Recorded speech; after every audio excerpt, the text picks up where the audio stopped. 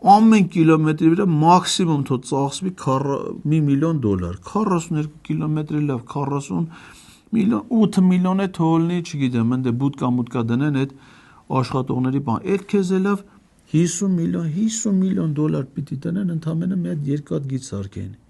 ինչ ներդրումներ, ինչ Ամերիկա, դրա այդ եղածի էլ 74% փող ամերիկացիներն են վերցնելու, 26% գցեն սրանց ձեռը, ճիշտ է ասում, էնի ճիշտ է ասում, էսի հիմար դուս է տալի,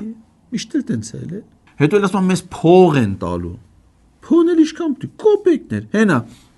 օդային տարածքը վաղուց Հայաստանը բացել Ադրբեջանի համար,